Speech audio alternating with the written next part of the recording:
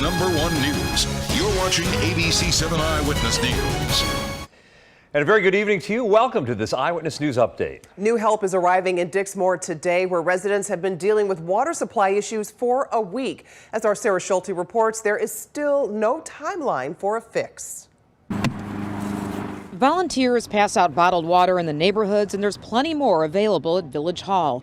It's been a full week since South Suburban Dixmoor has been left without reliable running water, forcing residents to boil their water and leaving them with very low water pressure. They doing what they can do. As long as they giving us water, I got something to drink, I can clean my body, and I'm still alive. I ain't got no complaints. Residents trying to take their water woes in stride as the village and county work on fixing the underground problem that involves holes in a main line coming in from neighboring Harvey. The engineers have identified a stretch of pipe, so they know where to look. And once that problem is solved, then they can get in and repair it. Unfortunately, county officials do not have a time frame. However, a temporary fix to increase water pressure was put into place yesterday.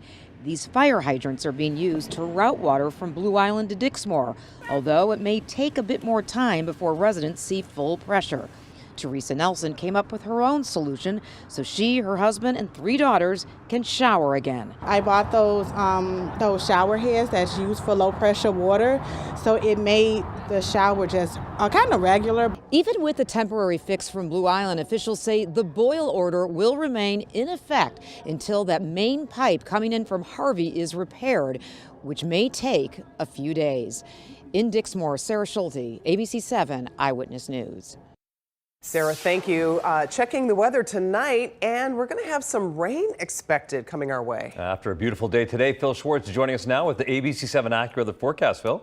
Hey, Ravi and Karen. Yeah, and some of that rain's going to be heavy, especially tomorrow night. You can see flash flood watch across much of central Illinois, and this does include our southern suburbs from Will and, say, Kendall and Grundy counties on south through Kankakee County under a flash flood watch. Now, that begins at 4 p.m. Sunday and doesn't expire until 10 a.m. Monday. So get ready. We have plenty of rain on the way.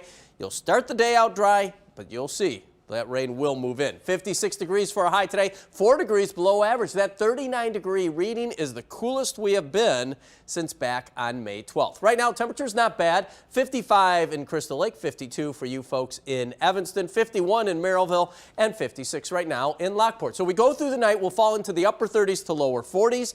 There you see the rain approaching the area. So first thing Monday, most areas will be, or first thing Sunday, most areas will be dry. Then the rain lifts northward. Most of this rain during the early parts of the afternoon will be relatively light. It will be a raw day with that northeast to east northeast wind picking up, and here comes the heavier rain. As we get into the early parts of tomorrow night, it could be really coming down. There could be some thunder south, and that's where we'll see the heaviest totals. But look at this, even more significant rain with winds gusting to around 30 miles per hour first thing Monday. Monday morning's rush is going to be a mess. That rain then starts to let up, but not until we get into Monday afternoon with temperatures stuck in the lower 50s. So how much rain are we talking? European showing anywhere from 1.5 inches north to near 3 inches south. You think that's a lot of rain? Check out the GFS showing some places getting over 5 inches of rain. But the theme here is the heaviest will fall just south of the city, but all of us will get a real soaking, and flooding is a concern, especially south of the city. So tonight, clouds increase late, still a bit chilly. Lows in some of the outlying areas down to 34. The low here in the city about 45. Temperatures might actually start to rise a bit towards sunrise. Rain spreads north, heaviest after about 4 p.m. High temperatures from 50 to 57. Here's your extended outlook, and we'll dry things out Tuesday and Wednesday. Temperatures modestly warmer, and then maybe some lighter rain as we get into late Thursday and into parts of Friday. Ravi. Phil, thanks very much. Well, a 91-year-old cab driver is recovering after being shot during a carjacking. This happened on South Langley in the Roseland neighborhood on the far south side. Police saying that a man forced that victim out of his cab, and after he got out, the suspect shot the 91-year-old in the hand and leg. At last check, that victim is expected to be okay. A 15-year-old boy was shot while walking in Chicago's Park Manor neighborhood. Police saying that someone in a car pulled up and someone inside started shooting. The teen was taken to Comer Children's Hospital, and police have not made any arrests. The Cook County Sheriff's Office and the DEA's Chicago Field Division hosted its prescription drug take-back event today at Ogilvie Station.